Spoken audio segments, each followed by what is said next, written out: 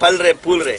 تو اللہ تو قرآن میں فرماتے جب تم میرا ذکر کر گے تو اگر تم کمزور ہو تو میں تمہیں طاقتور کر دوں, اگر تم قلیل ہو تو میں تمہیں کثیر کر دوں, میں تمہیں مال دوں, میں تمہیں اولاد دوں, میں تمہیں جس ہر چیز دنیا کی جو نعمتیں تمہیں اللہ عطا فرمائے گا. یہ قرآن کے اندر آیات ہے. تو اللہ کے وعدے نعوذ باللہ جھوٹے تو نہیں ہیں. بس ایک بات سمجھنے کی ہے اور منشا ہے اللہ کی, وہ یہ فَاسْأَلُوا أَهْلَ الذِّكْرِ إِن كُنتُمْ لَا تَعْلَمُونَ. یہ سمجھ میں آ جائے کہ ذکر ان لوگوں کے ساتھ کرو جو اہل ذکر ہو. بتانے والا ذاکر نہیں ہوتا, ذکر کرنے والا ذاکر ہوتا ہے. ذکر کرنے والا ذاکر ہوتا ہے جو ذکر کے مراحل کو جانتا ہو کہ یہ اسٹیپ اس پہ یہ گزرے گا, اس کو ذاکر کہا جاتا ہے. یہ نہیں بس صحیح ہے چلتا ہے, گاڑی ہے, اندھا ہے یا سیدھا ہے. آج کل ذاکرین ایسے ہیں کہ جن کو خود پتہ نہیں ہے تو اگلے کو کیا چلائیں گے. تو رہبر کے لیے ضروری ہے کہ وہ رستہ جانتا ہو. اور الرحمن فاسأل بہ خبیرہ, رحمان کا رستہ کسی باخبر سے پوچھو. تو باخبر اسی کو کہا جاتا ہے جس کو رستے کی پہچان ہو, اس رستوں سے گزرا ہو. تو میری جان کے ٹوٹے, میں نے تم کو پٹی باندھ کے لڑنا سکھایا ہے.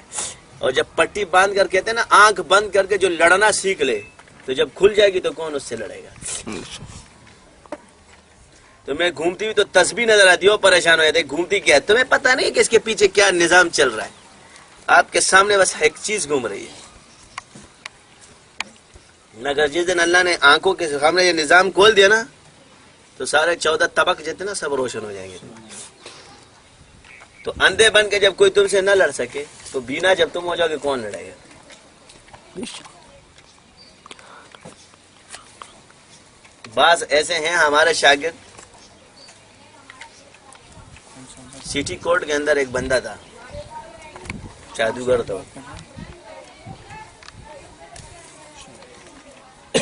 جب وہ دروازے میں داخل ہو اس کا کشف اتنا کوئی کہتا ہے وہ فلان. جب وہ سامنے آیا تو اس کے سامنے بیٹا تو اس نے جب اس کو یوں دیکھا نا کہتا ہے یار تو کرتا کیا ہے, کیا میں کچھ بھی نہیں کرتا. کہتا ہے مانتا نہیں ہوں کہ تو ذاکر نہ ہو. اس کا والد بھی کورٹ میں, وہ جج تھا. جب وہ باہر نکلا تو وہاں سے بھاگ, اس نے کہا 2 منٹ اگر اس کے سامنے میں اور بیٹھتا نا میں خالی ہو جاتا. کتنا 2 منٹ اور بیٹھتا نا تو میں چلا جاتا. تو ایک دن آ رہا تھا جب وہ کورٹ کے گیٹ پہ داخل ہوا تو وہ پہلے چھٹی نہیں کہتا, کہہ رہا میں گھر جا رہا ہوں. جج بول رہا ہے اس کو کیوں کہہ رہا ہے, وہ جو آ رہا ہے نا وہ دروازے پہ داخل ہو چکے. اس کے ابا نے اس کو فون کیا کہ تو کہاں ہے, اس نے کہا میں دروازے پہ ہوں. حاجی کے کان میں زور ہے, آپ کو سامنے نہیں بیٹھ سکتا ہے, راستے بدلے گا. اور یہ ہم نے آزمایا ہے, جس نے ہمیں چھیڑا ہے اس نے اپنی زندگی سے ہاتھ دھویا ہے. یا شکست مانے گا, اعتراف کرے گا کہ مجھ سے غلطی ہوئی ہے تب بچے گا, اور اگر اپنی غلطی پہ اڑ گیا تو گیا. میں ایک جگہ ایک فیکٹری میں گیا, یہ اپنی شرارتوں سے باز اگر کل کے اندر دیکھ تو تیرے سامنے کون ہے.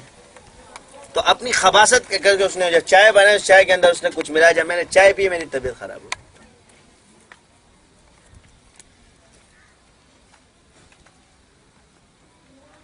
تو جب میں باہر آیا میں نے سیٹ سے پوچھا یہ اس کی, میں نے کہا یہ بندہ کون ہے, پیون تمہارا. کیا حضرت وہ فلانا ہے, اس کو تو نے کھانے پینے پہ رکھا ہوا ہے. کہہ رہے کیا کریں بڑا پرانا آدمی ہے. ٹھیک ہے, مراقبہ کیا جو چیزیں پیٹ میں تھی ساری باہر نکالی. میں جاؤ اب چیزیں جب جا کے سر پہ پڑی نا تو یوں کر کے ہاتھ جوڑ کے معافیا مانگا. ہم نے کہا ہمیں جو انگلی لگاتے ہیں نا ہم ڈنڈا لگاتے. 2 میں سے ایک رستہ ہے تیرے پاس. فیکٹری چھوڑ کے بھاگ گیا.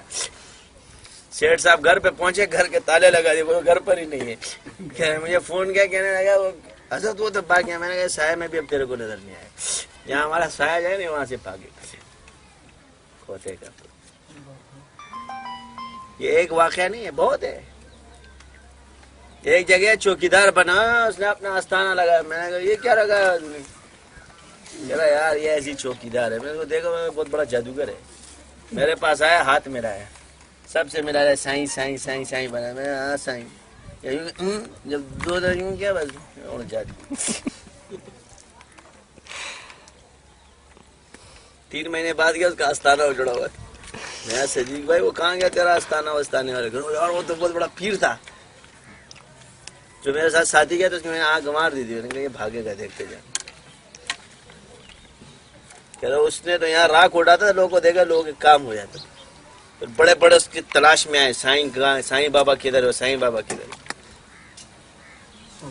تو ہر آدمی اپنے بندوں کو پہچان جاتا ہے اگر اس کے پاس علم ہو، آنکھوں والا ہو اور اس کے پاس علم ہو، سے جا کے پوچھو. تو ان چیزوں کو ہمیں اتنی آسانی سے حاصل نہیں